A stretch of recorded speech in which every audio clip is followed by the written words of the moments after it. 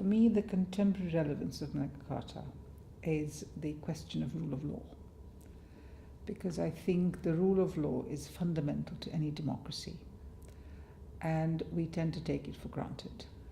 So it's important that the opportunity of the 800th anniversary is used to discuss the question of rule of law, its importance, its relevance, and what it means in the modern society.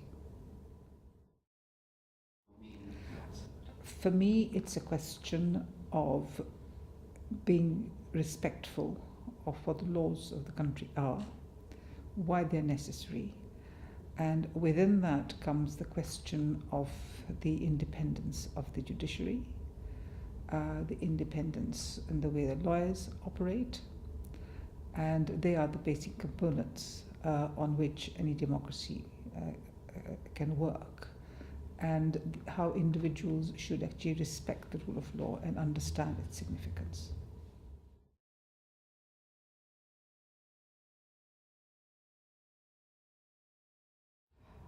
I think it is more an opportunity, and the opportunity really is to raise awareness, particularly among the young, and also to make sure that they don't just think it is a kind of a one-off day, on the 15th of June, it's an event, but it'd be important to have events around it and after it, so you can sustain the interest of young people and make sure that through the digital media and social media they can actually engage in debates and what it means for them.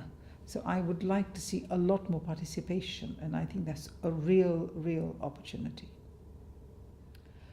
For me, anniversaries have two purposes. One is reaffirmation of what's important, and I think it's a time for reflection to see what happened and how important Magna Carta has been, and to ignite in people the memory of it, and then begin to see how it's relevant to the modern day.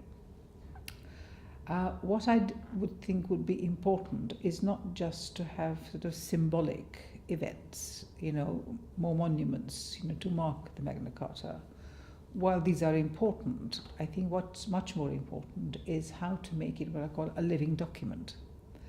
And in that sense, I think it's important that we engage young people so they begin to understand how our democracy has evolved historically, why it is such a prized possession to have a good democratic society, and the basis of the rule of law.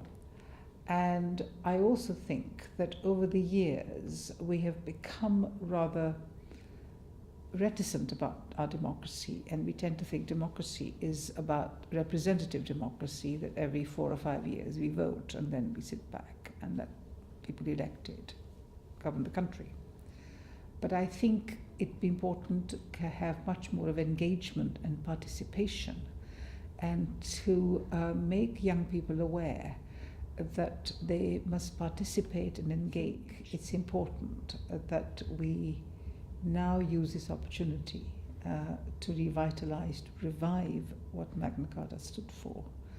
And as I said, it is about rule of law, and it's important that these issues are reinforced, because if you begin to take things for granted, you can begin to nibble at the edges without recognizing that some of the fundamentals may well be eroded. I'm not saying they are, but there's a danger. And it's important that the next generation of young people begin to see the importance of these things and why these things have to be cherished, because they are very important for our freedom, for our democracy, and for our future, and for humanity.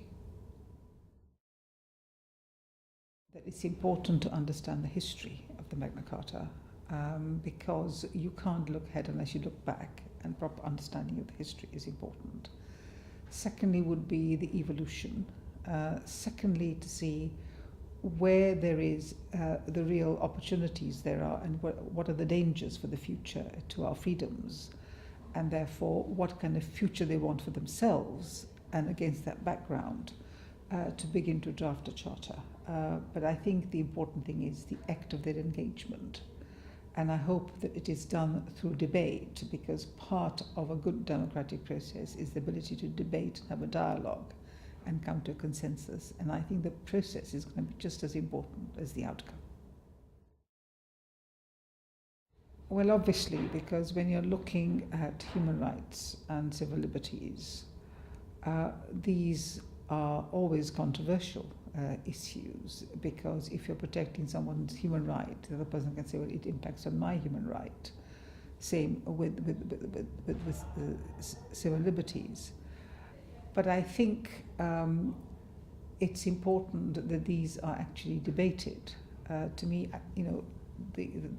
the advantage in at least Parliament is that there's a robust debate about these.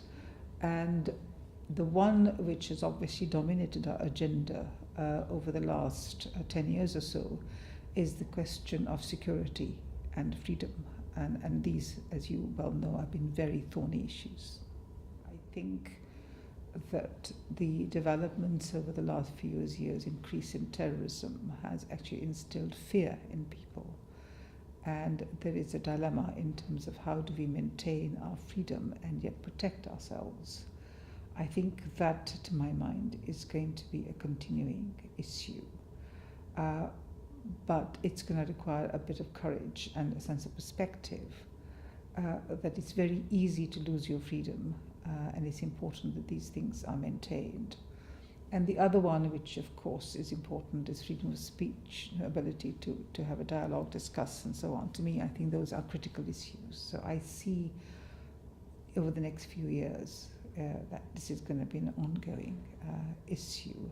And obviously, when we're looking at antisocial behavior and how you curtail issues to do with blasphemy and others, where do you draw the line between freedom of speech and people's ability to respect others?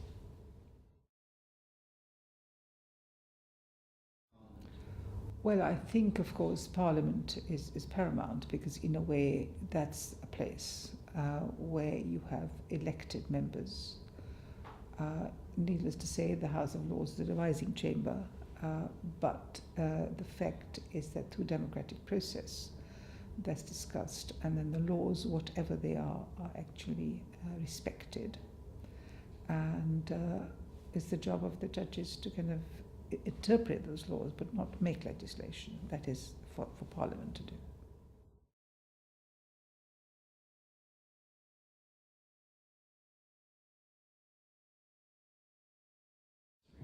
Well, to me, I think that's the most important part. I mean, what I like about what the museum is doing is the local engagement. It's community-based, it's volunteers, it's linking, children, energizing, because I think, to me, local participation, creating almost like a social local capital, is very important, because people tend to think of democracy as, Parliament and politicians, at the central level. But when I talk about participation, I think it's important, because in a way, children who participate in that, apart from learning, also learn democratic processes, because it's learning to be a democratic citizen. That's what citizenship is about. So local engagement in that sense is really fundamental, as far as I'm coming from, as far as I'm concerned.